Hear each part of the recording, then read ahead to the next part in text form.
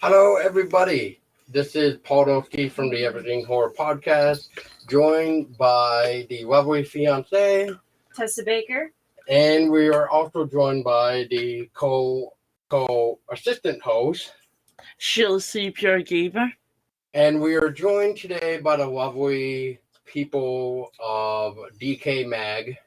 We got Ken and we got Stacy. Hi, good evening, good afternoon, good morning. Ken Artuz here from DecayMag. Yeah. Hello, Stacey Cox from DecayMag. And finally, we got the legendary man behind Unlisted Owner, where you better run, or you better cry, or you better fall down and die. Jed Brian. Hey, thanks for having me on, guys. No, of course. Thank you. It's always a good time talking horror. It's always a good time talking horror with everybody, that's for sure. Absolutely. And speaking of horror, let's talk about the first topic that we have tonight, which I think Stacy might need to start this one off, from what I heard from. Really? Wow, Stacy, you on the Wow. hot seat. 1, 2, 3. Wow. Well, Stacy, so I yeah. What do you think of the Child Play remake? There we go. Well, I actually have conflicting thoughts because Child's Play is one of my favorite franchises of all time. I've literally watched the film so much that I can recite them in my sleep. So and Chucky is one of my favorite horror icons. Now, as far as remakes are concerned, my sentiments is like a lot of people. I hate the thought of a remake, especially when I read that they're going to rush it. It just it takes my excitement down a lot.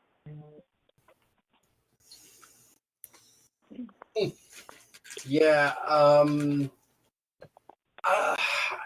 I know we talked about it on your show, and then I'm pretty sure everybody here can agree that some remakes just need to or if not all remakes, just need to stop. Speaking of which, Jed, what are your thoughts on the Child Play remake? Well, I'm not a big proponent, I'm a filmmaker myself. I love original content. I love new, exciting things. And, does anyone know, is Brad Dourif even going to be in this one? Or, it's almost like, if he's not, it's going to be just like the Nightmare on Elm Street, remake where, you didn't even have Robert Englund in it. And it's just, I think if you're going to do something like that, if the actor's still around and still able to act, you should at least have them in it. And I don't know, my wife, her favorite was Chucky, and she is not very thrilled about it. I'll wait until the trailer comes out and just kind of look at it and see what it looks like. But as far as remakes go, I'm not a big fan of them. I like original horror content, especially considering I'm an original horror content creator myself. So that's kind of my 2 cents on it. Child Play, I think they should really just leave it alone. I love the original Chucky, and how they brought Chucky from a toy box, not knowing anything about this particular doll, and how possessed he really was until further on in the Child Play movie. So, pretty much that whole genre of the making of Chucky and things like that should just be left alone and not remade to a further completely different storyline of how Chucky was actually possessed. I already know what Ken's going to say, so I might as well just get Ken out of the way. So, Ken, what are your thoughts on Child Play remake, if not anything Chucky? Well, for those who may not know, Don Mancini, he posted a tweet, and I know Twitter is as reliable as Wikipedia, but just to put it out there, Don Mancini created Chucky, and he is pulling through with a TV series. So on his tweet, he just posted a GIF as a staticky little GIF with the Chucky face. It's Child's Play, the TV series. Do not adjust your set. This was posted June 22nd, 2018. Now, for the Child's Play franchise, also Universal owns the rights for Chucky. So MGM is pushing through with another reboot. I don't know how they got around that. In any event, we have a director, Lars Klevberg. He directed Polaroid, which is another horror film that we haven't seen or heard any word from. And it's interesting because we have the script written by Tyler Burton Smith, and he wrote Kung Fury. Now, whoever didn't see that, I suggest you do. It's a funny little short. It's on YouTube. Reboots, to me, it is uncreative. Hollywood is remaining so stagnant. So a film to TV adaptation is a wrong move. Hannibal, 12 Monkeys, The Exorcist, Psycho, they all failed. This one is going to fail as well. Guarantee it. It's not going to pass season 2. Reboot. You can't bring back the 80s. You can't bring back the 70s. We're in a different era. It's not going to have that same impact. So for me, I'm going to give this a pass. Even by reading the description of this film that I have in front of me, it's just idiotic. So yeah, I'm not going to be tuning into this. Yeah, I did see earlier too, like what you were saying too about that GIF of Static about a message to MGM. There was another one too, if you saw, I think it was on like Twitter or Instagram, where they posted Chucky with a sign that says, don't remake me or else, ... So it's almost reminded me of Robert Englund with the sign that says, what was it, 2010, whatever, remake sucks. Like, it just kind of reminded me of that, which I thought was interesting. So, last but not least, for about the remake anyway, is the lovely Tessa. Tessa, what are your thoughts on this godforsaken remake of Abomination waiting to happen? You pretty much just took the words right out of my mouth. See? Everybody here should know how I feel about remakes anyways. I think I made that perfectly clear on the episode that we did with DecayMag. But just as a refresher for those of you who did not hear that episode, I'm not the biggest fan of remakes. I prefer the classics, and I like the classics to be left alone. I personally detest remakes unless they're done really, really, really well and they surpass the originals. In which case, in a few exceptions, okay, that's all well and good. But, oh God, please, just do it right. But anyways, that's pretty much my take on remakes, especially for Child's Play being one of the original horror icons that I grew up with, Chucky. And I was pretty disappointed with the last couple that were done. So, yeah. So, I guess one of the reasons why they want to even remake Child's Play is because of the way it had gone throughout the years, becoming funny and just plain out dumb. So, I guess that's why they're trying to bring back the quote-unquote horror, I guess. And as much as I want to agree with that, it has gone a cheesy, stupid comedy thing. But I guess in a way, you know what? Just for the hell of it, I'll throw it out there. Look at Call of Chucky. Has everybody in this conference right now seen that movie yet? I have not seen it. Stacy, I heard you saw it 200 times. Is that correct? Oh, geez, Carter, I don't know what to say about that. I mean, I haven't seen it 200 times. I've actually seen it once, and I just shook my head in disappointment because, like, when they brought out Curse of Chucky, I was like, yes, finally, Chucky's back. And then Call of Chucky, like, what the heck is this? I don't know what that was. Well, what is everybody's thoughts real quick about the fact that there were two Chuckies? One, of course, was with Andy, and then we got the other one that was, going after what's her face that I can't even remember her name right now. But Your girlfriend. anyway, what I'm trying to say is, so what do you guys think of the idea now that there's gonna be a quote unquote army of Chucky? So Oh, no. are we all in agreement on that? Yes. Yeah. I think so. I Undeniably want so. Chucky back. I think they should have just left it at like the 99's Chucky movies where it was about horror and just not any of the Bride of Chucky or any of those. Seed of Chucky. Yeah. Yeah, I like the ones before Bride. I mean, I like certain elements of Bride, like some of the kill scenes in Bride. I really dug, especially the waterbed with the champagne bottle and the glass mirror. I mean, that was a good one. Yeah, that's probably like some of the only good things about those other Chuckies. That just some of the killed were just pretty good. Yeah. Otherwise, way too much comedy. Then you got Gwendola or whatever. Gwenda, yeah. And Glenn.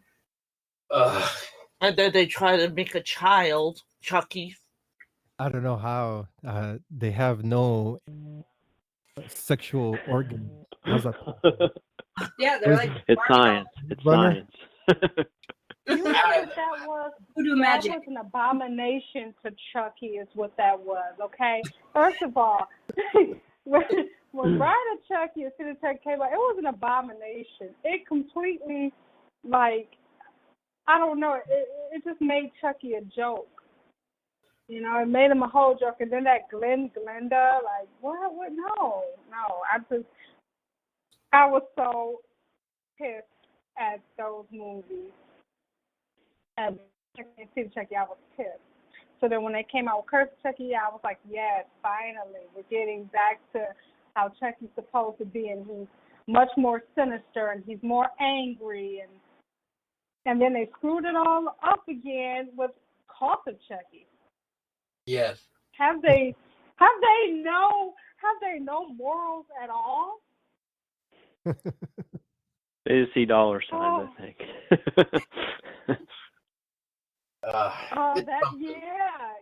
Definitely.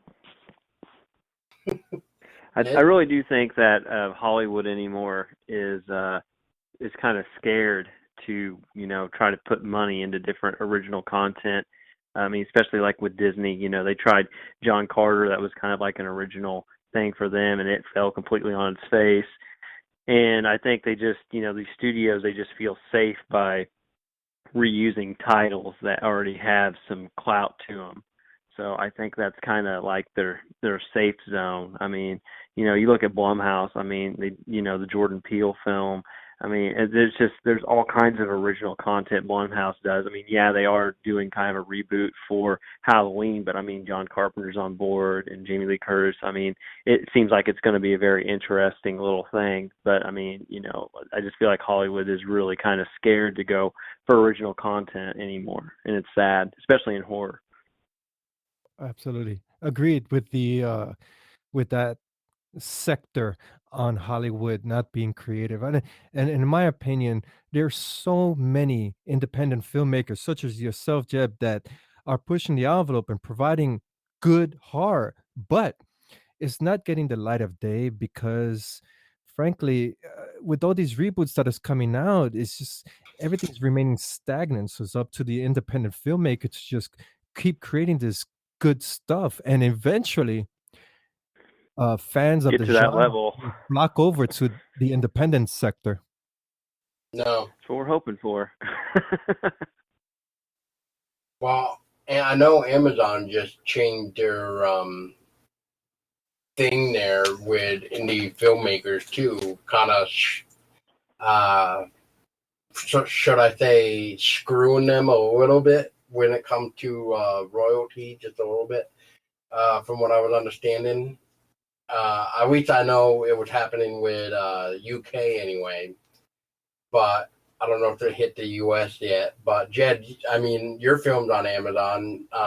Have you seen or heard anything about that, or for the royalties of your indie film? I've heard, like I said, I don't have 100%, information because, I go through a distributor who is the one that got me on Amazon and all the other platforms, Unlisted Owners on.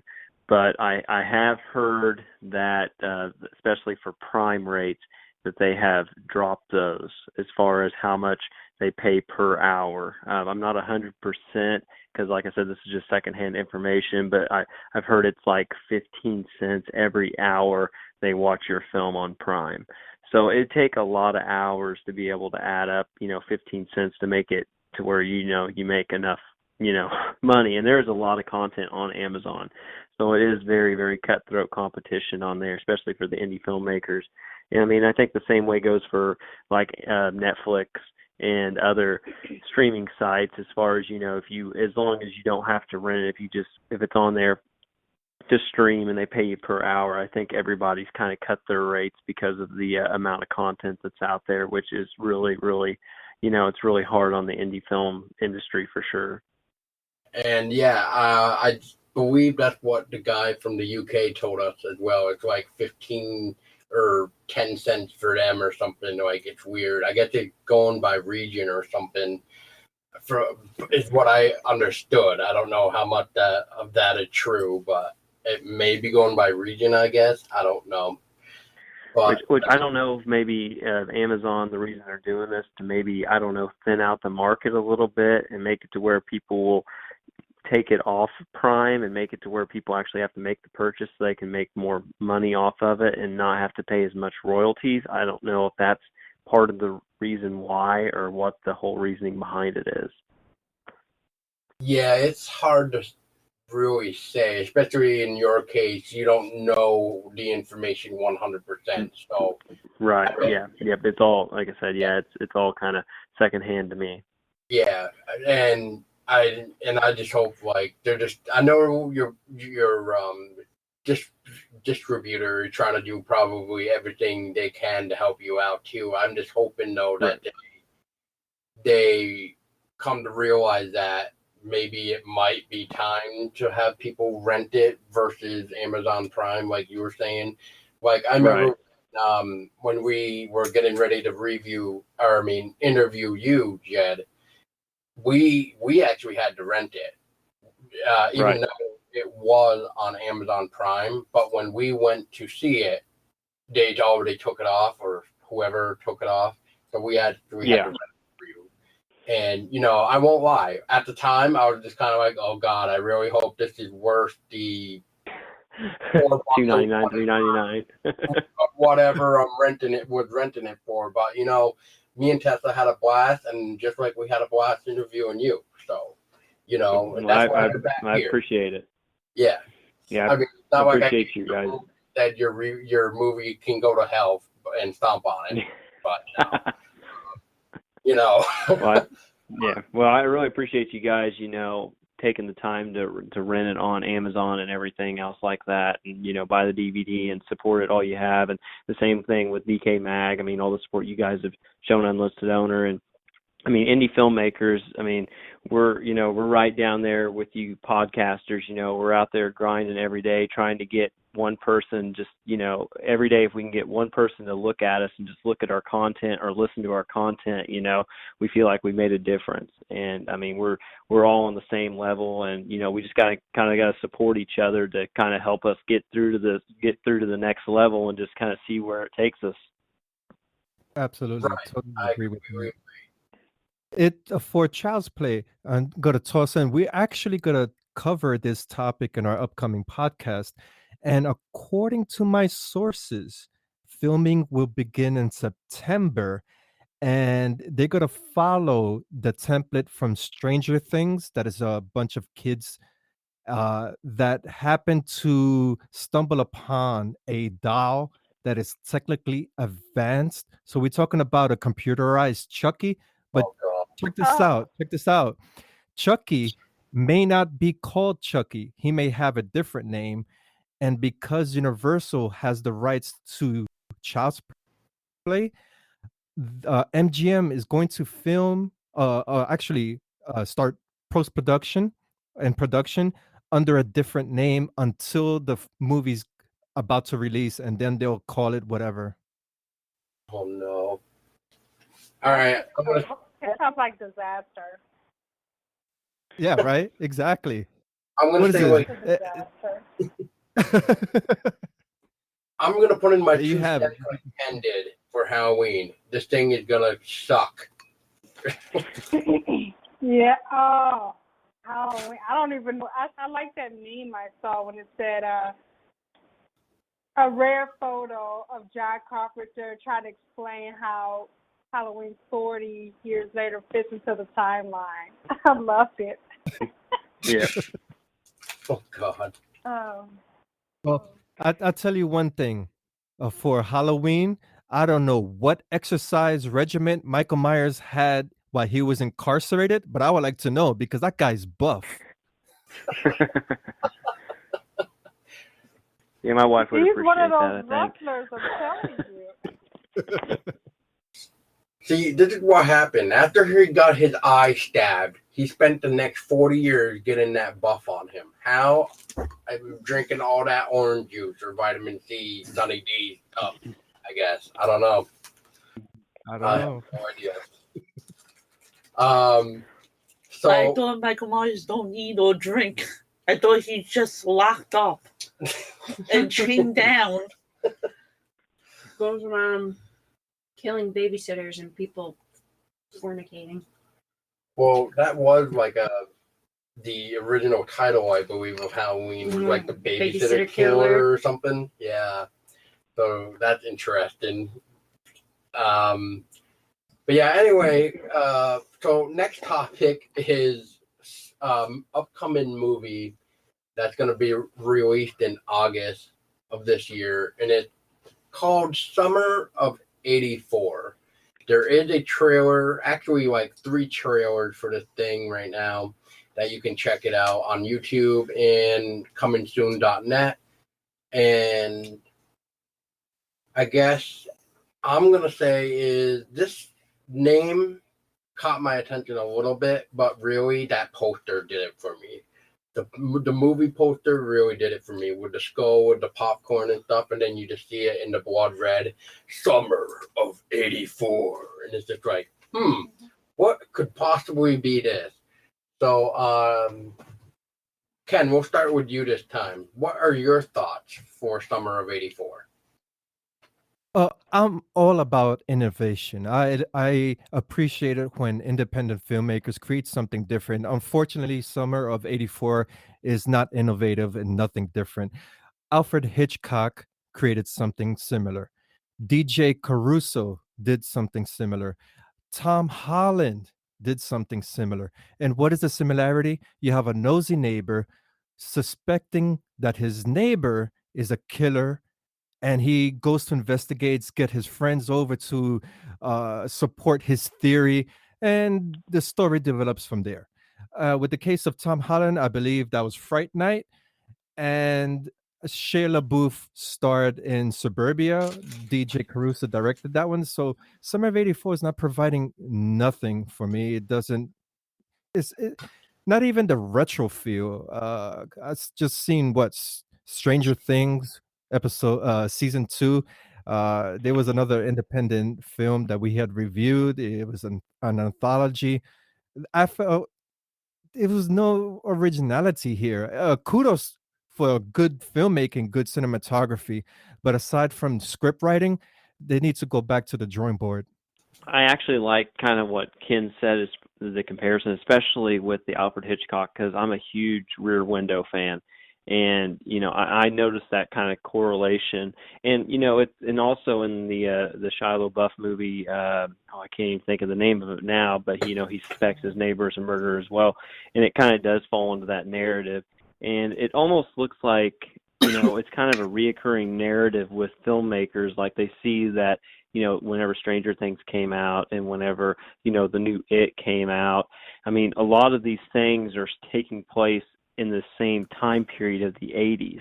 And it's just kind of, I don't know, to me it's kind of ironic that, we got another film or, a project that kind of falls into that category. I think it's kind of an interesting concept, especially with the police officer being the main suspect of it and it being, kind of like a group of kids and stuff. But I don't know. I mean, it looks interesting. I'll probably check it out, but I'm not going to have my hopes real high for it. But and the cinematography did look excellent from the trailer that I saw. I think it actually looks good. Actually, looks entertaining for one. It's kind of got like a kind of Goonies feel to it a little bit. If anybody gets what I'm getting at. Yeah, for sure.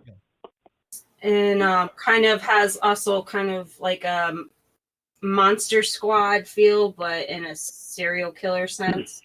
Pardon my references, but that's what I'm gathering from it. I think it has a lot of reference to the Stranger Things of how these 5 kids are, their own squad, and no one adult-wise knows exactly what's going on in the neighborhood besides them, and they're just nosy kids, like thinking that they know it all, and they try to get the parents involved, and the parents are not the type to understand from what I got.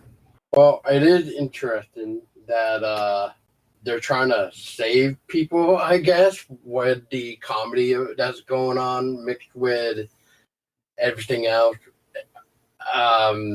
Like everybody kind of said, I don't need to repeat it, but yeah, my hope for this is like not that high, but it does look entertaining, as Tessa said. So it had my attention. I just, like I usually say with anything really, as long as it does good and gets me impressed, then awesome. If not, then it's gonna be one of those. Why the fuck did I put this on here again? Well, I think the trailer looks fun, so I will watch it because of that, and I agree with the poster art as well. But I'm piggybacking off of all of you. I say it looks like so many movies that we've already seen, and Jed, I believe the movie you were talking about with Shia LaBeouf is called Disturbia. Yeah, it looks like right. that. It looks like, yes, it looks like Goonies. It looks like Stranger Things. It looks like pretty much all of those movies. It looks like the 80s, that's coming back. And I guess I like that because I'm a big 80s fan. That's where, like, most of my favorite horror movies are from the 80s. So I like that. It looks like it's paying homage to the 80s. I guess I like that whole aspect. But as far as the concept goes, it's very familiar. So there's definitely not really much innovation going on here. Very well said. I like it. Yeah. So final verdict, I believe that everybody has said, is that it seemed like it's something that we've already seen, but maybe we might see it, maybe not, depending on who it is that said it and stuff. I mean, it does look like it had this moment, but then at the same time, maybe they can pull it off with, like Jed said, the cinematography. Yes, thank you. Looks good, which it does, and the idea of it seems nice. I guess like it's Stranger Things mixed with probably, like Tessa said, Monster Squad, and like what Jed said, it reminds him of that thing that he was saying and stuff. Alfred Hitchcock, and Alfred Hitchcock is a really interesting person. I mean, look at his like Psycho and a bunch of other films of his, which at the moment I'm drawing a brain fart on Alfred Hitchcock because every time I hear his name, I always just remember Psycho. And that's okay too. The Birds. Yes. Yeah. The Birds. But yeah, this movie it really does remind me of just like a complete, movie mashup. Like they kind of like, well, if we want to make a successful movie, we could set it in the 80s because that's hot right now. Disturbia was a pretty hot film. We can add that aspect into it too, and then give him a crew kind of like Monster Squad or Goonies, and we'll just try to make like an ultimate mashup movie. And that's kind of like, that's kind of like the vibe that I feel, especially after hearing everyone talk and kind of getting, the vibe. It almost sounds like they just want to try to make almost like an ultimate movie in a way, and just kind of nitpick different little ideas from different films and just kind of like, create their own, thing around it, which, look at the trailer. There's a possibility it could be good, but also it could be just, like I said, just a mashup of everything. Yeah, and it could just be a cash grab too as well. And that's why they were trying to combine so many elements, is to suck in those type of people that like that certain environment element, just to that cash grab. And I guess when it comes out in August 10th, I believe I saw anyway. We'll have to judge it for ourselves. Anybody else have any final thoughts on Summer of '84? With the cinematography, I'm curious to know how they created the film.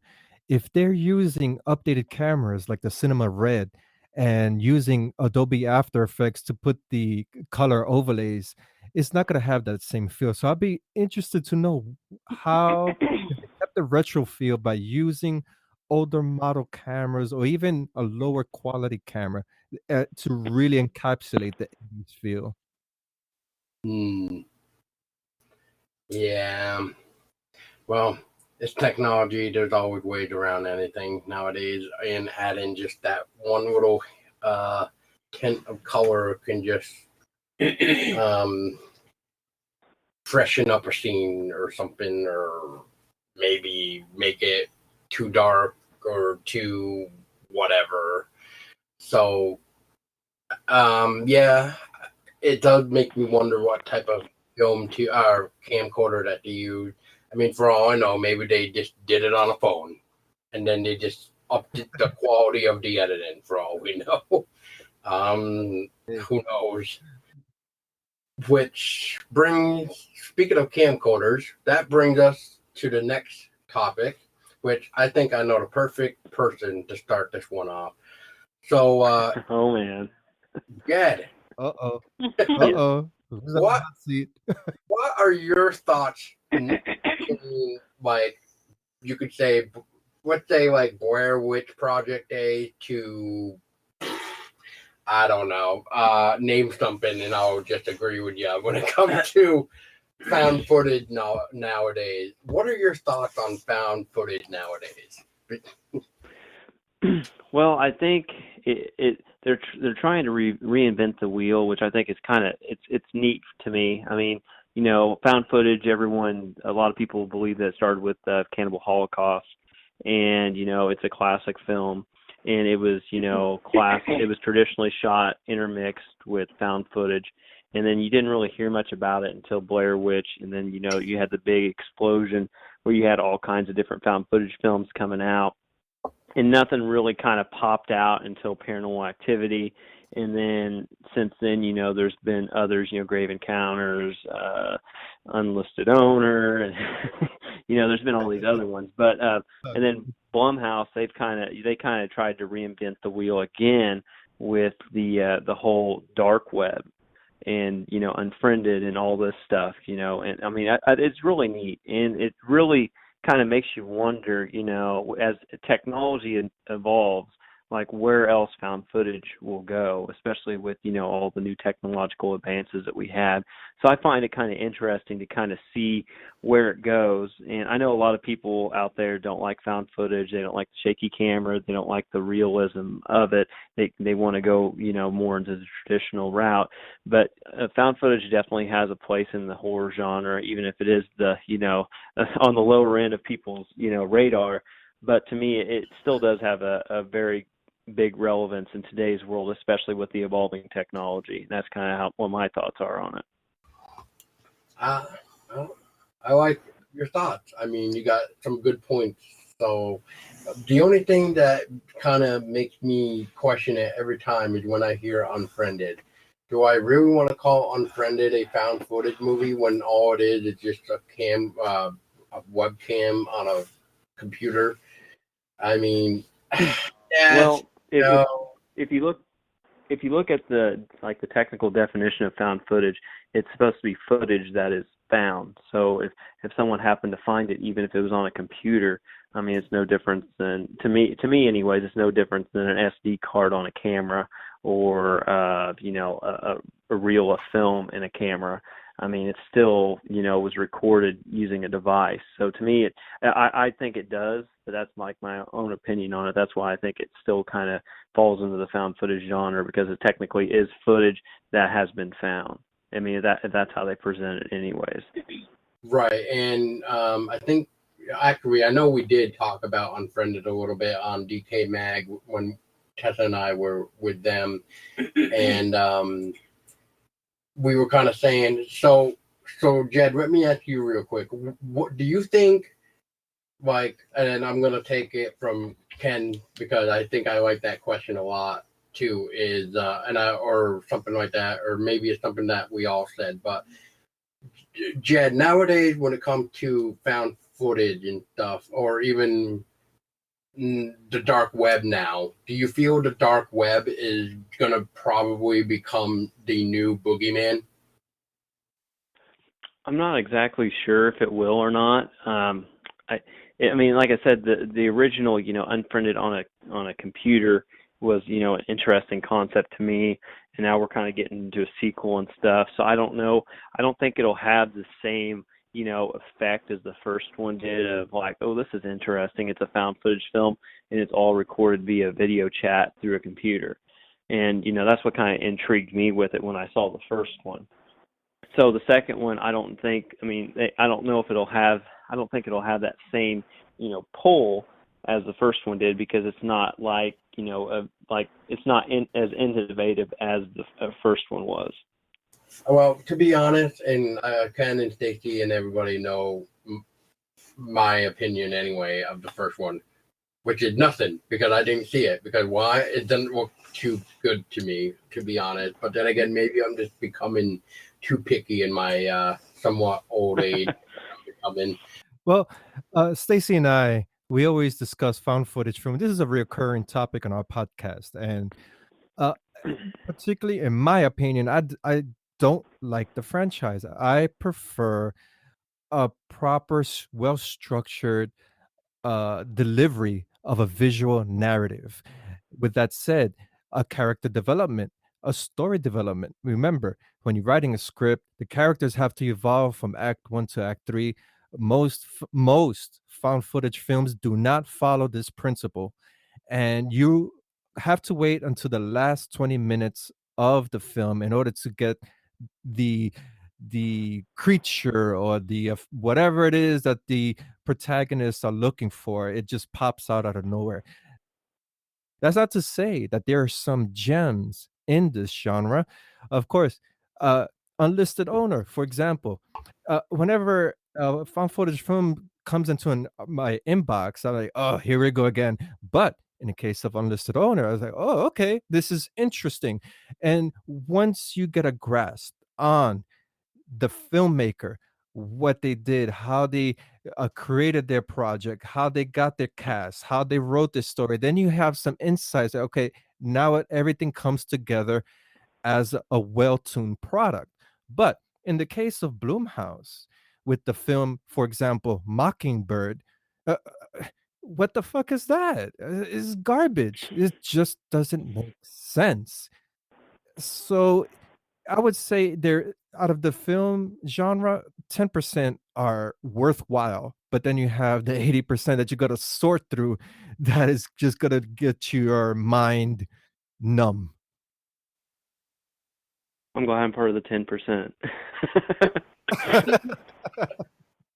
Oh man. But since he said Mockingbird, wasn't Mockingbird originally a reading book that was supposed to be the remake of the actual reading book? You mean, I'm trying to think if I'm following you, right? You mean like the How to Kill the Mockingbird? Yes. Man, that is a The good question. Mockingbird was released in 2014. Blumhouse released it, directed by Brian Bertino. I'm just thinking of the original story reading book that was available in high school when The Killing of the Mockingbird. It was an actual book, which I don't know. I thought Maybe that same book got turned into a screenplay, kind of like probably everybody knows the book by now, but the Giver the Giver. Everybody should know maybe that book, and that finally got turned into a movie. What, like 5-10 years, maybe somewhere in between there ago. So I mean, I think it's just a matter of time. I mean, we ain't gonna bring up the horrific disaster of Where the Wild Things Are. I mean, we're not even gonna talk about that, but it's possible to happen. Well, I'm not a big. Yeah, there have been a few films that I have liked, and so actually, I feel like with found footage, there's so much that really can be done.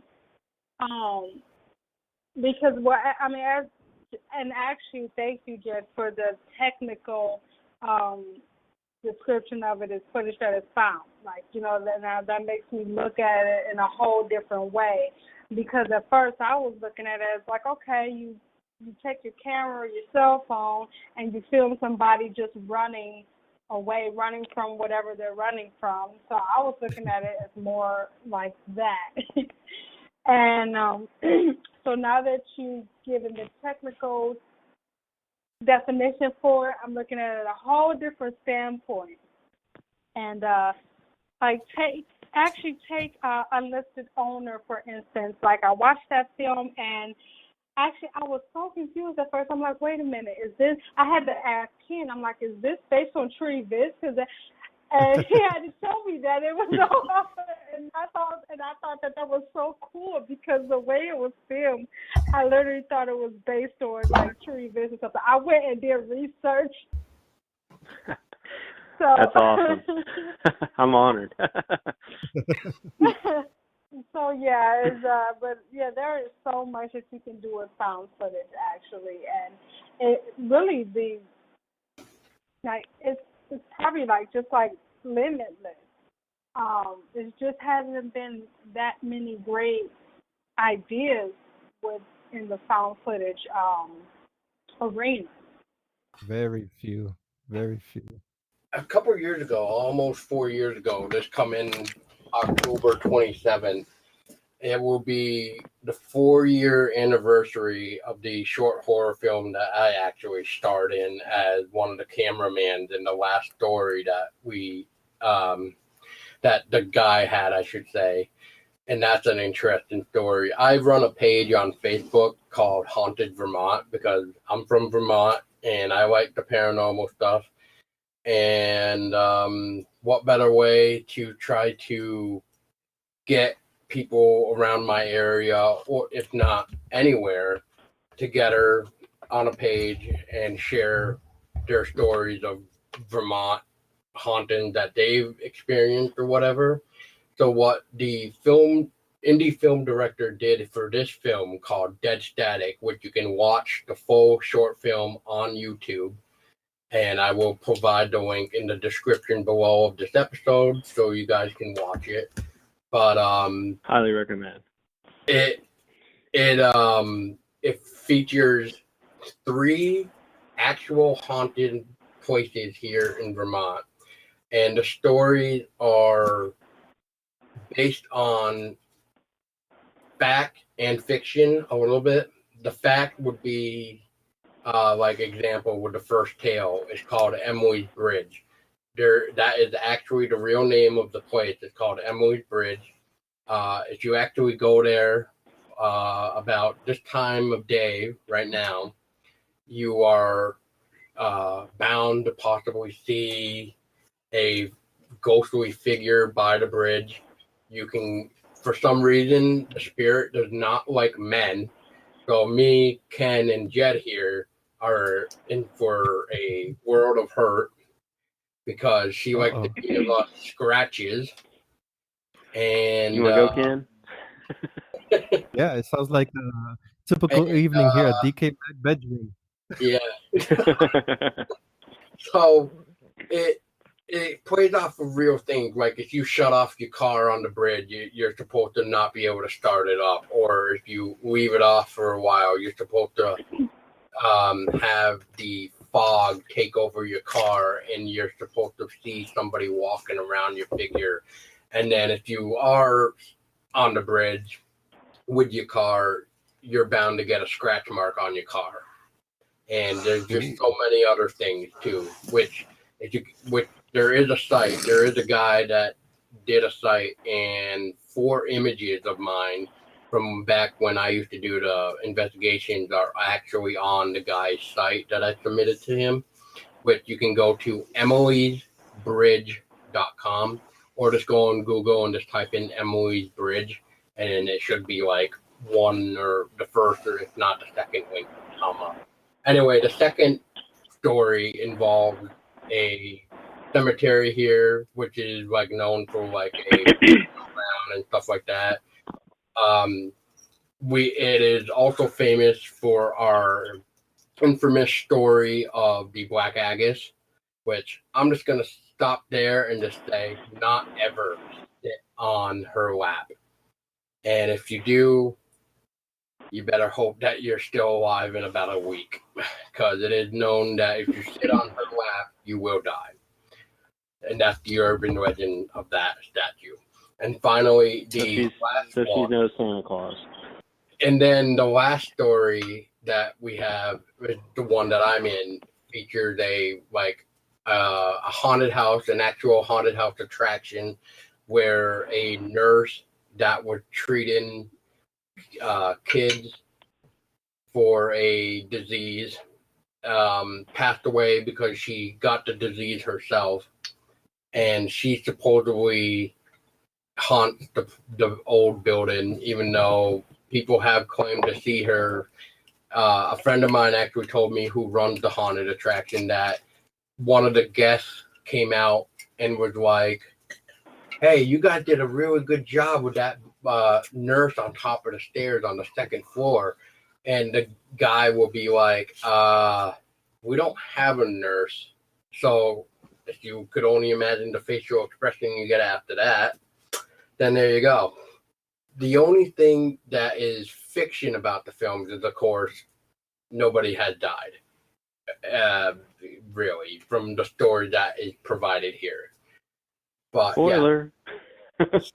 Spoiler is right, but that Spoiler just wanted that we stay that. No, nobody has died. But at least you get a nice, cool interaction-based haunted Vermont thing. But as for my found footage moment, it would have to be, it has to be done right.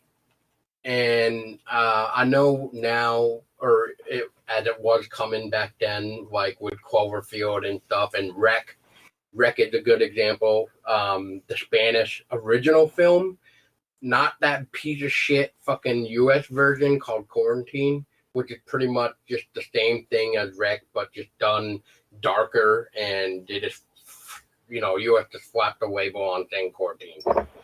But then, then they make that other piece of shit sequel called Quarantine Terminal or whatever the hell it was called, which is just plain dumb. Don't even watch it. Dumb. But then I won't lie. We watched the new Blair Witch, kind of going in skeptical about that. We didn't mind it, but there was some parts of it where we just felt it was very repetitive. I think it was. Yeah, repetitive. So that would like really, I guess, found footage to me is like it's cool.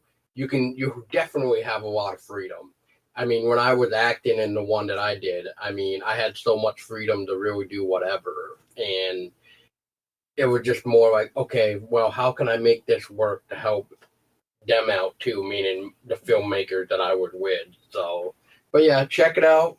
Dead Static on YouTube. My thoughts on found footage, like if I think like a couple of examples, like the Blair Witch movie. I liked how that one was done. Like the short films, like has like found footage mostly, like the ones that we've been watching for Kurt TV. Yeah, those are some of those are like found footage. Well, I like Jed's film with the found footage, and I don't care how many people out there are, being jerks about it. Like Paul showed me the other day, somebody poking fun about it, which was stupid. Yeah, we won't talk about that. But we won't talk about that. But I liked Unlisted Owner. I like the found footage for that. I like the Blair Witch movie for found footage for that. I mean, there's certain found footage movies that are really good, and then there's some found footage movies that are just not very good at all. But my thoughts on it are, if they're done well, then that's great. But how much of it is found footage if it could be a repeat from an older movie? Like, is it still considered found footage? Like, what do you, like, elaborate more of what you mean? Like, for example, that movie that you were talking about, like Unfriended. Like, is it the same thing as friend requests? Like, the whole Facebook thing? Like, the dark web one is supposed to be like found footage too, isn't it? Yeah, essentially. Yeah, it's that whole thing again where somebody finds somebody else's laptop, and they notice that they were on some mysterious dark web thing, and that's when all hell fucking starts, I guess. Which you pretty much should not be messing around with the dark web, anyways. Yeah, and that's kind of the one reason why I was saying dark web the new boogeyman, because games seem to be having a fun time creating games now for the dark web, and now it seems like maybe after Unfriended, how many films are gonna maybe make something for the dark web kind of thing. So it's gonna be interesting, I guess. So somebody actually did that. Actually, same guy that I helped film that movie with. He made, I want to say, some type of weird dark web short film. I don't know if it's still around, but this time it involved like a monster, which was kind of cool. But I'm not gonna go too much into what's going on, but it just like involved like a monster within the dark web. So yeah, we're just interested. But to get back to your question, though, Sheila, I've never seen friend request anyway. Again, it looks stupid to me, just like Unfriended does. So maybe what happened was this friend request got accepted, right? And then maybe became unfriended because of the. They said like the whole friend request movie line was a Facebook request, but when you friend requested that person, somehow that person ended up dead, and this friend request kept going around. So I don't know how the whole and Well, I haven't seen the movie, so if I had to guess, this friend request thing that was going around must have been like a hacker to figure out where you lived just to go kill you or something. That would be my 2 cents, and I've never even seen the movie. Well, I've seen a lot of trailers for it, and I'm like, it looks like the stupidest horror movie ever. What should I say? I would like to add one thing, though, for found footage real quick. whenever you do found footage, it really is kind of a double-edged sword in a way, from an acting standpoint, because you want to make, for found footage, you want to make it seem as real as possible, because if it seems scripted, you lose your audience saying, oh man, this is fake, so you want to make it as real as possible, but at the same time, like for instance with Unlisted Owner, I had people calling me out for being friends with Gavin and Tyler because they were such douches to me, and it's like that's not how they are at all. They were playing a character, but they played it so well that people actually think that's how they act in real life, and it's not the case at all. And it's kind of a double-edged sword, because you want it to seem so real and flow so well that sometimes people lose themselves in the film and actually believe that what they're watching is real. So it's kind of like, sometimes it's hit or miss. Mhm. And for Jeb, one thing with the found footage, what I find perplexing as a viewer is hmm this footage is supposedly found, and most Correct. of the time is by law enforcement. And it Right. just perplexes me that these cops or whoever found the footage are great film editors, because they put the footage together so well into one film. Found Right. footage, a good one, let's say Rec, for example, is a prime hmm example of, okay, you're watching from the camera's point of view. The film is Right. unedited. It is going to, it has its transitions in a way that is so smooth that you don't know it's spliced together. And I think that's Right. one flaw when it comes to this genre is the filmmaker wants to make the footage found, but at the same time Right. he's editing it as a film. Right.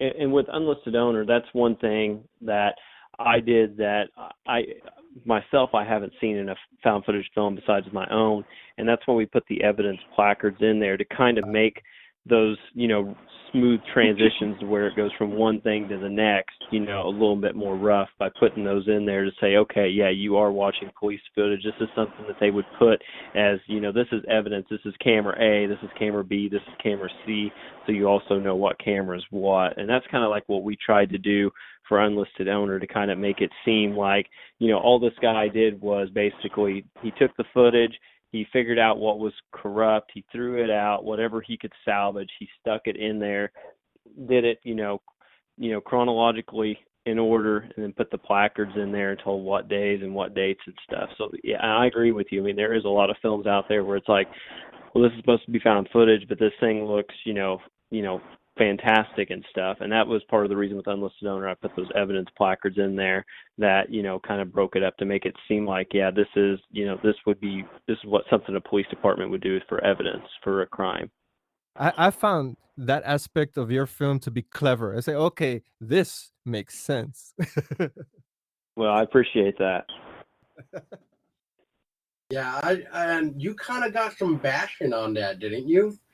Yeah, yes, I did. I've had several people say that, it took them out of the film, or it would add, them like, come on, I want to know what happens next to it, which, that's part of the film. Whenever someone's walking down a hallway really, really slow, you're like, come on, just get to that door, open that door, I want to see what's behind it. I just did it in a different way when I put those placards in there at different times, not only to show, what camera was what, or different changes in times, but also kind of like add a little bit more suspense to it, because with a found footage film, you don't have a musical score to help you out for suspenseful scenes. I mean, most horror films that people think are, fantastic and they give you scares is because of the music. And I mean, if you put it on mute and just have it playing on your TV, it's just like, okay, someone's walking down the hallway really slow. Okay, they open a door, With a found footage film, you don't have that luxury of having, music kind of set the stage for what's going to happen next. So you have to kind of get creative and to try to get those scares a little bit, or add that suspense to it a little bit more by putting those, maybe trying to break it up a little bit, or, have heavy breathing or walk slower. You just kind of have to try to put these little things in there to kind of add that suspense to it, so that if you shot a traditional film, you'd have with a musical score, no problem. Yeah, I agree. I agree. I think that's maybe one reason why I like found footage a lot more too, is just because without the music, like you said, it just makes it more real versus, okay, here comes that creepy music. Just wait for it. It's about to get, it's about to get to that Right. point. It's gonna it's like, okay, here it comes, and then the music stops, and you just already know what's gonna come, and it's just like, okay, Right. you already prepared me up for it. So just get it over with. So yeah, I do agree And that for independent filmmakers that want to start out with found footage, my advice, they should do their research on the video game industry. Most horror games are first person survival horror, and just to build the camera work, uh there's a lot of references that can be used and translate that over to film. Case in point, Hardcore Henry, whoever hasn't seen it, they took a page out of Call of Duty, and look, it's fantastic. That really revolutionized found footage film for me. It gave me a lot of vertigo, just like the game, but it was done very well. And that's a good source material, video games. Yes, it is. okay, And actually, that's what I majored in, was digital entertainment game design. So that kind of helped me with that, because I mean, all my other scripts in the past were all traditionally shot. So when you go into a found footage script, you have to look at it this way. If you have especially effects-driven scenes, like we had an Unlisted Owner, I mean, we had to build a set. It's not like a traditionally shot movie where, okay, you're setting the scene, you're in a hallway, okay, now you're in another room that may not even be in the same area where you're shooting at before. With a found footage film, unless you want to do these hard edits and make it all choppy, you have to make a smooth transition, and you also have to have in mind the point of view of where exactly you're going to be holding your camera to be able to get this special effects scene in there. And then you also have to remember, I have to blend this thing to make it look like one smooth transition and make it seem like, yeah, we're still in the house. I just moved the camera really, really fast to focus in on whatever. So you have to also keep that in mind. And it is a challenge as a filmmaker. I mean, you don't have those luxuries of, if you're going to do an effects-driven shot, you can set up all these different camera angles and everything else, and it'll look, fine in the edit no matter what. Whereas when you're doing a found footage film, you only have, one shot with your actors to be able to get this transition in, and then whenever you do your effects-driven scene later, you're just like, oh God, please let it blend fine. I don't want anybody to see the edits in there at all. So, it is a very strenuous and tedious task for sure. yeah, I don't know if you heard me, but when Ken was talking about video games and you saying game designing and stuff, I said take a book out of like Outlast, like that. Yeah, very great game. Yeah. That is a found footage video game, kind of. Yes, it is. Even though the second one could have been better, but yeah, that's all I'm gonna say. I'd just like to say one thing. I appreciate everybody on this podcast and DecayMag, everybody's support of Unlisted Owner. It wouldn't be where it's at today without any of your guys' support, and I greatly appreciate it. And thanks to everyone out there listening. If you haven't checked out Unlisted Owner, go check it out and let me know what you think of it. And I appreciate everyone's support. Real quick, Jed, where can people find your Unlisted Owner? If you're in the U.S., it's available on DVD through Amazon, DVD through Barnes & Noble, and also through FYE. And then if you're streaming, you can stream it on Amazon. It's also available on Amazon Prime. I'll get my 15 cents. You can stream it on Google Play Store, YouTube, iTunes, and then my personal favorite, the Xbox. You can get it on your Microsoft Store. And then if you are outside the States, I know it's available for streaming in the UK on Amazon as well. So, yeah, just let us know what you think of it. IMDb, rate it. Nice. Good. Very awesome. I still don't think it's on PlayStation yet, but that's all right. One day. One day we hope. Film. All right. So the next one we're going into is the upcoming video game, which I personally can't wait for it. I just hope that they do justice with it. Is Call of Chthulu, which is known by the infamous H.P. Lovecraft. Tessa, what do you think of the upcoming game Call of Chthulu? It looks so good. Like, I'm so excited for it. Like, the graphics look amazing. I love the trailer. It just looks so good. It's literally like something out of H.P. Lovecraft. It just like Come out to of the life. book. Yeah, come to life. It just looks so amazing. I like watched the trailer with Paul and I'm like, oh my god, this game looks so good. And now it just needs to come out. Yep. Sheila, did you get a chance to see that Uh-uh. trailer? Okay, well, Oh my what God. are you familiar with H.P. Lovecraft at all or anything? Oh my god. Oh my god. What? We need to fix Okay, this. before we terminate Sheila here with points here, Stacy, what do you think of Call of Chthulu? I know next to nothing about Cthulhu. But the trailer for the game looks really, really dark, and it's something that I definitely want to play. The name always tricks my tongue here. Call of Cthulhu. Okay. Well, it's based on the Cassium tabletop role-playing game for those who did not know. And also, this game was originally announced back in January 2014. At the time, Frogware, who also developed the Sherlock Holmes video games, they were behind it. But all of a sudden, it went dark. 2 years later, we have an official Steam page, which was uploaded, I believe it was recently. Anyway, but I'm glad. Well, fall 2018. Okay, that's the release date. I'm looking forward to this. It reminds me of how a survival horror role-playing game should be.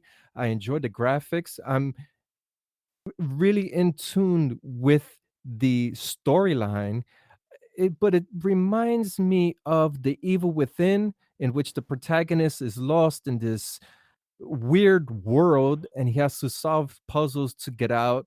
If you like The Evil Within, you like this one. Yeah, so it's a toss up on that in that aspect, but I love the graphics, and I want to see how far they stretch the horror.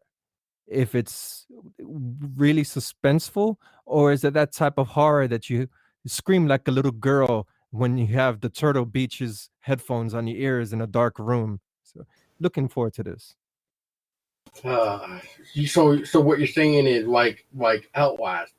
Like every time Chris Walker comes into the room Rattling and his says "little chains. pig" and stuff, which I'll throw a fact out there again, just in case anybody new listening doesn't know about this. But in case you guys have played Outlast and never heard of it, the original idea of Chris Walker for Outlast was once he grabbed you in the game, he would in fact was going to rape you.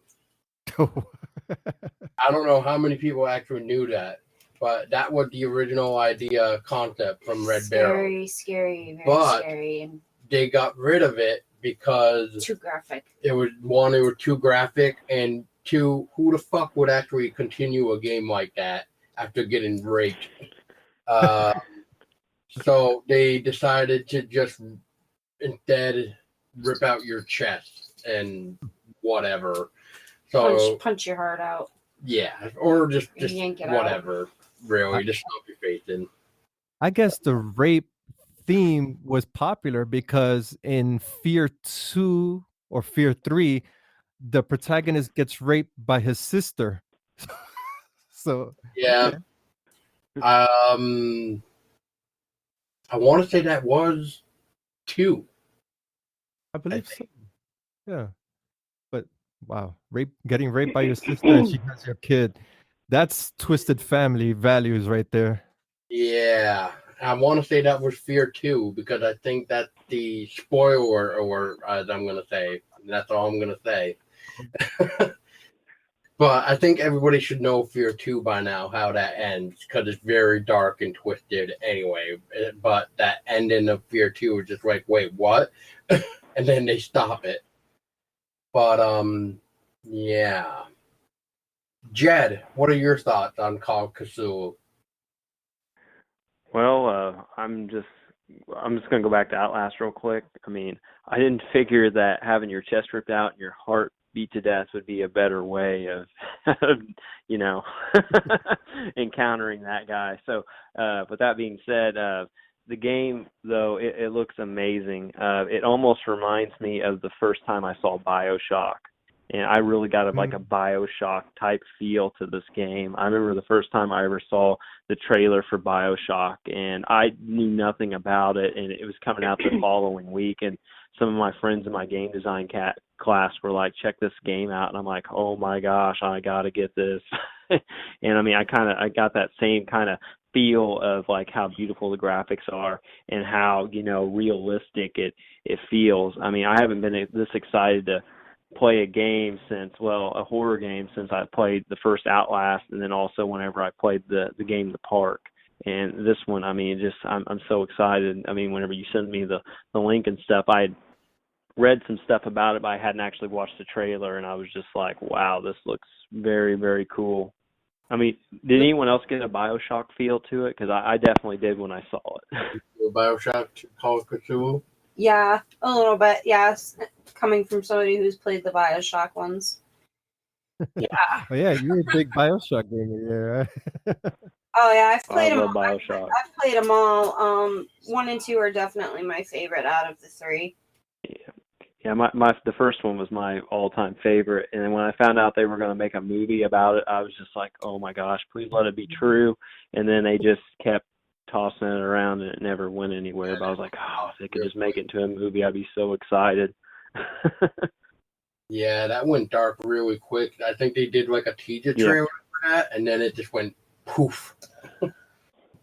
So that kind of sucks. Good news is, though, Jed, the guy that we interviewed for, you may have heard of the fan-made film for Silent Hill Requiem, Zenith Films. It's a guy by the name Garrus Morgan. He's actually planning a BioShock film. Oh boy, I'm getting excited now. So yeah, definitely check Gina's films out for that. And because he mentioned that during our interview, and Tessa's face is just like, yes.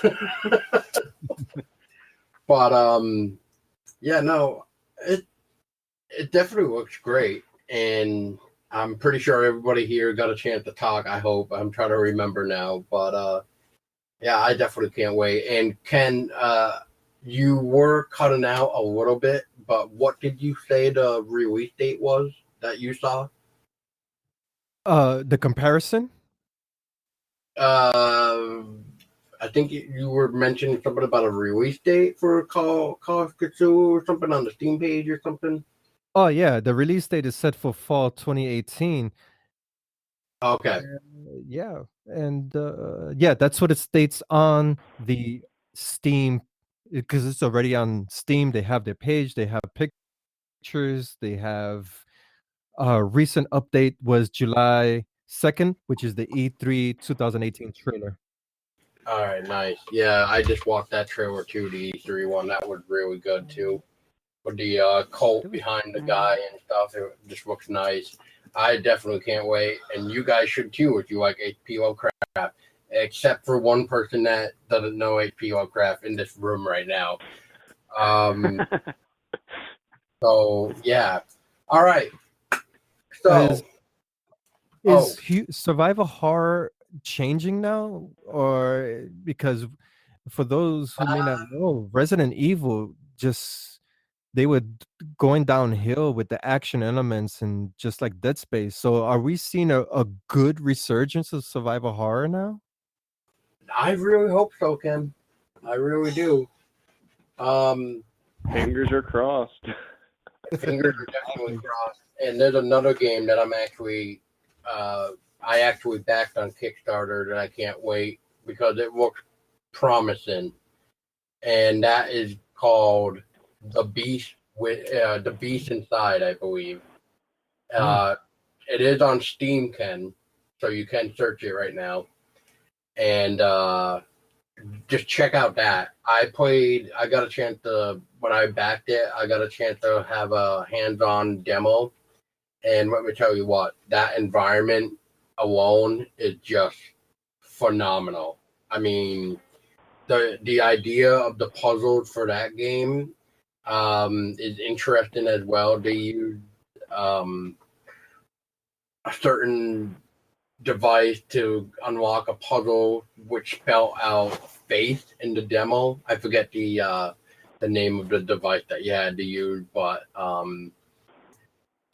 I never got used to the damn thing anyway, and I tried learning it a long time ago. I just never could understand it, but you'll see what I mean. And I'm pretty sure it's in the trailer. If not, just look up gameplay video and you'll be all set. But yeah, The Beast Inside looks promising, and that's another one I can't wait for. So right now, real quick, we're trying to get through this as fast as we possibly can, too. But it is DecayMag's turn to be interviewed. So All that right. means it's kids' turn to be you guys ready? Dun, dun, dun. Was the ladies first? Actually, wait, this time Stacy is safe. Yay! Without further ado, the first question is for Ken. So, Ken, All right. what Yes, sir. inspired you to create DecayMag? Well, of course, the appreciation and the love for horror films, but mostly it was because when I first started DecayMag as an aggregator site on Flipboard, which Flipboard is an app that allows you to import feeds from other sources. And what inspired me was I would read the articles. And I was like, well, wait a second. Did this author actually watch the film? I mean, my opinions are really so dramatically different. And I feel that in order to be a journalist, there needs to be a certain level of presenting facts, not just opinion. That's what separates blogger writing articles for detergent than a journalist. We are all journalists, and this is the content that we create. And spur of the moment, literally overnight, I told my wife, "Hey, I'm gonna buy the domain, create the website." She said, "Go ahead, just as long as you don't go over budget."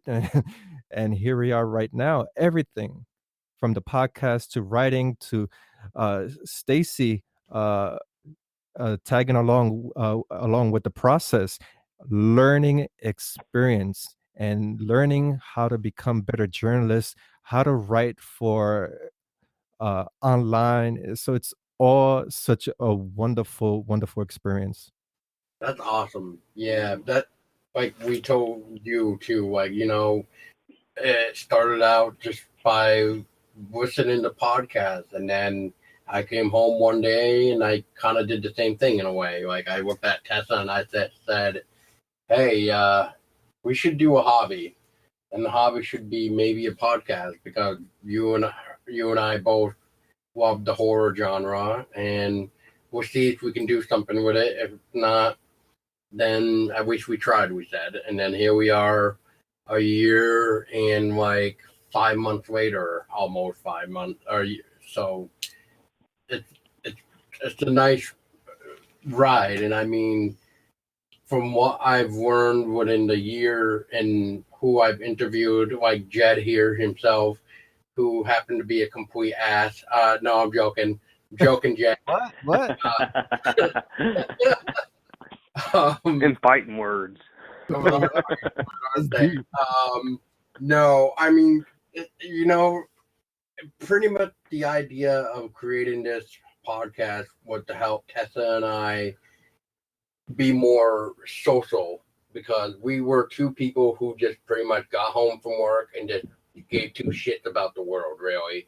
And but then we started to think like, you know what, we should at least try to meet new people, interact with people who love horror just as much as us, and doesn't feel like everything needs to be scripted and stuff and whatever. But yeah, I just think that it's like Ken, you said it before. If you need to, in order for the monster to grow, is you need to feed it. In our case, we started out trying to do simple episodes of like whatever with our friends and stuff before we took on professional people like you, Ken. Yeah, thank you. And who outschooled us when we were on your show, because I'm not gonna lie, our show is probably not even as great as yours, but we're still learning. It's just our way of doing things, and I know everybody else has their own way of doing things too, which is fine. And I guess that's just the way it's gonna be.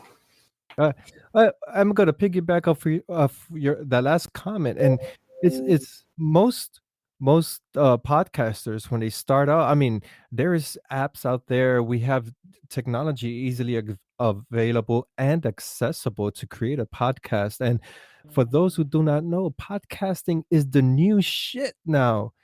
Everything is quick. Alexa voice commands, Google Home. If you don't have it, buy it. Don't listen to the news and all this bullshit that they're saying that Alexa's taking over your world. No, this is the future.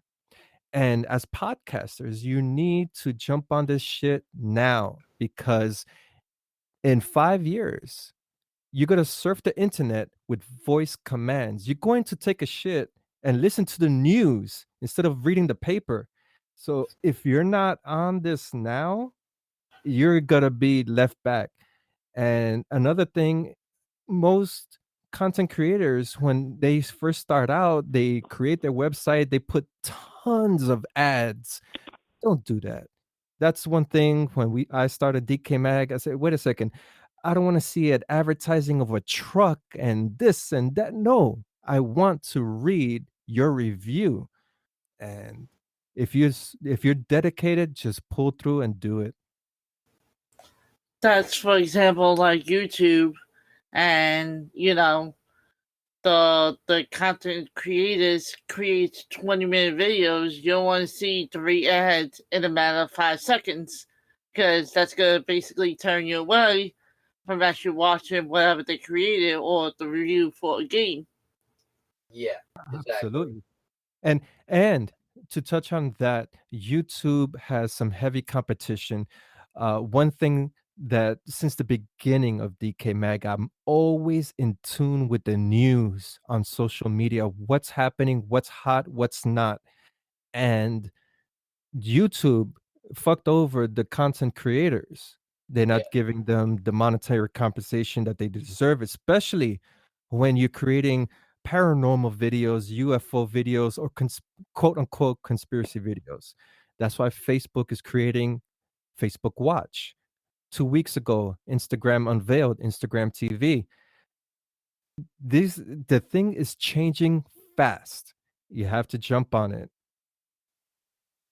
Yep, because it's like you said, Ken, it's the hot new thing. It's like that new toy that you just got that you need to play with. What toy? How did you know about that toy? Well, you never know, Ken. Stacy, how did you land with DecayMag? I had made a post on, I believe it was Movie Pilot, and it was my very first post, and it was a film review. And Ken saw my post, and he started talking to me about DecayMag and asked me to become a guest writer on it. I've been with DecayMag. Actually, I haven't even posted on Movie Pilot again after that. So I've been with DecayMag ever since. So good. That's kind of like Me and you.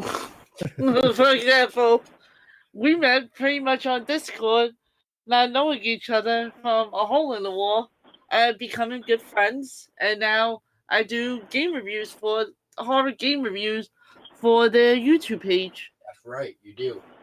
Just like I found another guy who did movie reviews on Instagram. I actually contacted him one day and I said, "Hey, I noticed you post a lot of movie reviews on Instagram. Do you happen to actually post it on any sites?" And he's like, "No." So I was just like, "Hey, how would you like to start using WordPress with us, and you can post as many reviews as you want?" And that's how we got that guy, and who done really good stuff. So if you ever see an article come up on our website by the author Cannibal Kid, that's him. You can also find him on Instagram for Cannibal Kid Reviews. Definitely check him out, because sometimes he posts reviews on his Instagram that is not on our site. So definitely check him out. He's been good to us, just like I'm going to be good to him. So good job, Dustin.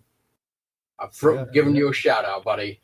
All right, Ken, back to you. Yes. So, Ken, did you ever think DecayMag would get this far when you first started? When I first started, it was as you had mentioned, it was a hobby project. And once I tell you not, kid you not, as much as people when they start their platform, I've seen it recently on Twitter. Someone posted say, "Oh, how do I get more followers?" What? Don't worry about the followers. Worry about the content, and that's what I just started writing, and all of a sudden, uh, PR reps got in contact with me. Movie distribution got in contact with me, and literally in less than 4 months, my inbox was exploding, and I just couldn't keep up with it. And it was like writing. I love it. I love horror. I've met so many film directors, film producers. It's fantastic to be able to present uh filmmaking and video games and everything else that is in the horror genre. So I'd never expected this to explode so fast. It's so quickly. And for those who are not ready for that, I suggest you lace up your boots or your panties or whatever you're wearing, and uh start worrying about content and not worrying about the followers. Good That's advice. so true in so many ways, because that's the issue with a lot of YouTubers. Like, they worry so much about the followers, and the content go downhill because of the, what do they call it, sub for sub content bull crap that they were going Yeah, around. fall for fall, that type of shit. Yeah. It's sad. And there's so many ways you could change your content. Our YouTube channel is like terrible. But it doesn't phase me because we write articles, we do a podcast, we're exploring different avenues to provide our content. Stacy and I, we do Instagram Live Tuesdays and Thursdays. So it's all about presenting your content different ways, having fun with it, and just go with it. Don't worry about anything else, especially followers. And don't be the idiot buying followers on Instagram so you can beef up your statistics. That's just bullshit. Well, now they have follow bot, which these bots give you 10 times more followers when you're live streaming. Or anything really now. Yeah. Oh man. I'm just with all these crap that where do we go? Well, it could be worse. Start having to pay for your post like Facebook. Heyo. Yeah. But No, that's a good point though.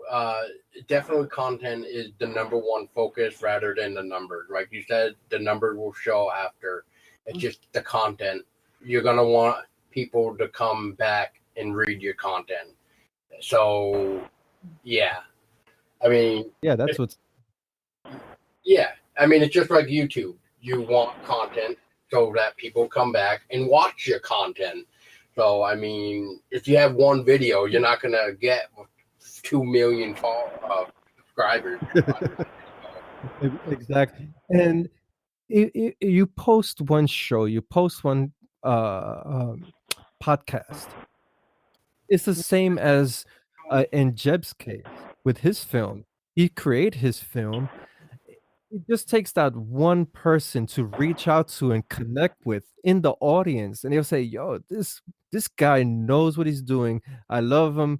I'm gonna be waiting for his next film. I'm gonna be waiting for his next content to come out." So that's what you need to rely on: is that 1, 2, 3, 4, 5 people in the audience that you connect with, and they'll multiply eventually to 15, 20, 25, 100.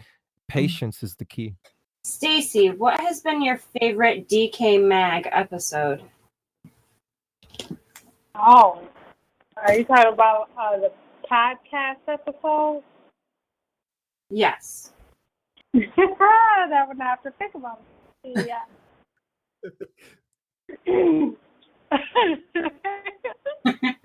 Wow. Uh-oh. Can you narrow it down to Yeah, 3? I know. Putting her on the spot. She's like, oh man, I gotta think. Hey, that's Yeah. you're in the hot seat, isn't it? Yeah, kind of, sort of, yeah. Well, I definitely have to say, with Paul and Tessa, everything horror, that was a fun podcast. It was very insightful. Well played. Well played. So, I have to say, yeah. Yeah, hopefully we don't run into, are we going to eat that? I knew Yeah, somebody I was going know. to come up with that. Oh. All right, Ken. So, you ready for this one? Uh-oh. Here we go. Yeah, I'm ready. What are your thoughts on the paranormal? The paranormal, I am 60% interested, 40% skeptic. I believe there is an afterlife, but if you come to think of it and you group everything paranormal together, it almost seems comical in a way, because you have the poltergeist, you have the ghosts, you have aliens, you have werewolves. Do they have their own community going on? Do they all meet together, say, okay, we're gonna go hunt this house over here? So in that aspect, I'm kind of a skeptic, but I'm also interested because we don't know what's in the afterlife. We don't know if you build a house on sacred ground, things could come out and haunt you. Uh, Take for example the Skinwalker Ranch. I mean, there's so many reports of weird shit. Not only werewolves, but you have aliens and you have ghosts, all concentrated on this piece of land. So it's interesting, and I envy you, Paul, because you've investigated the paranormal. That's something I would love to do, just to pacify the skepticism that I have on that area.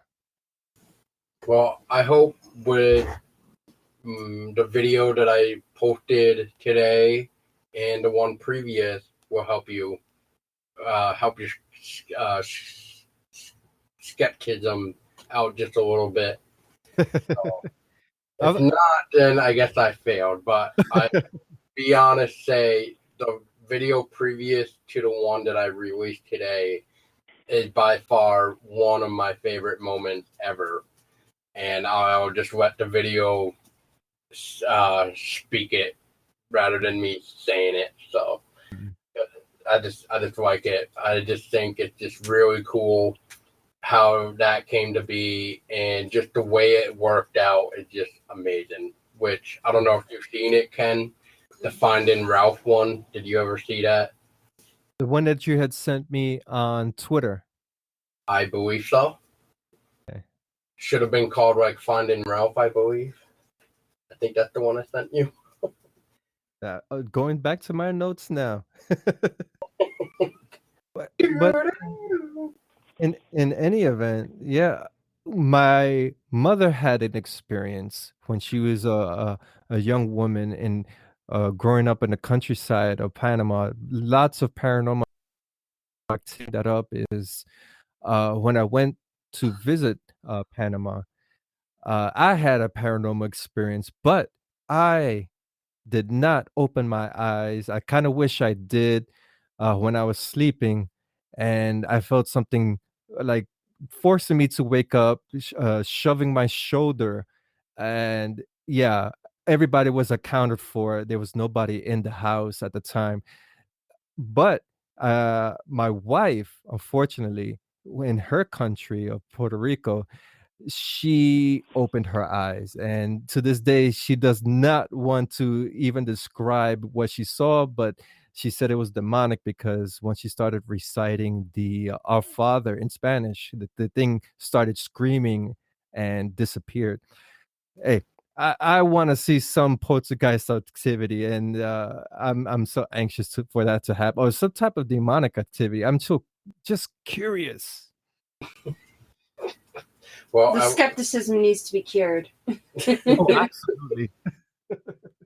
nice. Well, like I said, I hope in a way my videos will help in a way too. Ken and Stacy, who would you love to interview if given the chance? Lacey, take that one. I'll follow you. Ladies first. I would have to say, I think I would love to interview probably Robert Englund, dressed up as Freddy Krueger. Cougar's Freddy Cougar. Yeah, the guy sounds cool. He's like an icon. Yeah. Yes, he Well, you go to like these like horror conventions, and like I know someone who goes to horror conventions a lot, and they've met Robert Englund. They've met, just I would love to be able to go to a horror convention and interview like Robert Englund and everything, but you got to be in character, So. Oh boy. Yeah, I know. That would be interesting. All right, Ken. Who would you like to interview or love to interview if given the chance? That's an interesting one. Who would I like to interview? Wow. I would have to say I would like to re-interview someone that I had previously already interviewed, and only because his philosophies on transhumanism and technology and AI, it's so phenomenal and so profound. And I'm only referring to Ronan Harris, the lead singer for V&V Nation. I interviewed him once, and we had a great conversation about those topics. I delivered 0 questions about his music that spans over 25 years. So for me to sit down one-on-one again with him, that would be great. For those who haven't heard of his music, it's more of a electro industrial type of music, but he branches out into classical as well. And each song is just explores this revolution, mankind, and it's I would love to do that again. Awesome. Those are always good. Just like Jed. I'm pretty sure Jed does not ever want to come back to our show because of the way we harassed him so bad. But I'm on Jed, it right now. but Jed, guess what? What's that? I'm next. We're gonna put you back on the hot seat, buddy. Before he does interview him, does Jed have any questions for that he wants to Ken ask Ken and Stacy? Well, I think you guys pretty well summed up all the questions that I was going to ask him. I was always curious of, about paranormal stuff, like how he felt on that, and if he could interview anybody. If I could interview anybody, it'd been Lon Chaney. I would have asked if it had been living or dead. But I mean, maybe if I bring Paul with me to his grave, maybe I could interview him. But